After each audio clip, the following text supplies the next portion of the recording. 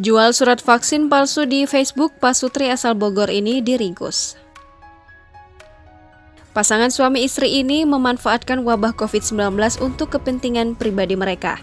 Pasutri berinisial AIP dan istrinya TS memalsukan sertifikat vaksinasi untuk menghasilkan uang dengan menawarkan di Facebook. Namun aksi mereka akhirnya terhenti setelah Polres Pelabuhan Tanjung Priuk menangkap keduanya. AF dan istrinya TS ditangkap pada Rabu 21 Juli 2021 setelah polisi melacak keberadaan keduanya di kawasan Puncak Bogor. Kapolres Pelabuhan Tanjung Priuk AKBP Putu Kholis Haryana mengatakan, awalnya polisi mendapatkan informasi terkait adanya masyarakat yang memiliki sertifikat vaksinasi COVID-19 tapi tidak terdata di RT RW setempat.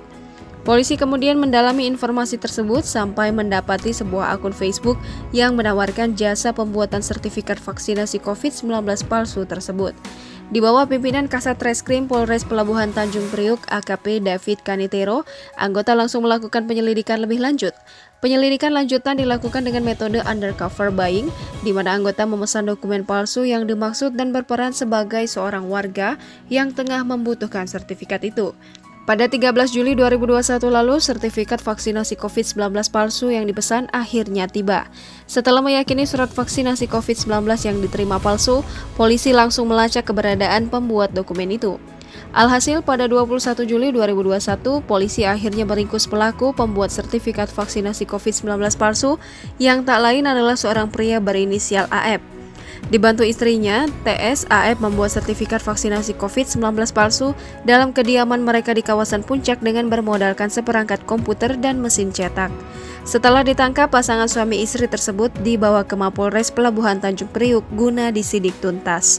Mereka dijerat pasal 35 Jungto pasal 51 ayat 1 dan atau pasal 32 Jungto pasal 48 ayat 1 Undang-Undang Nomor 19 Tahun 2016 tentang perubahan atas Undang-Undang Nomor 11 Tahun 2008 tentang informasi dan transaksi elektronik serta pasal 263 KUHP tentang pemalsuan dokumen.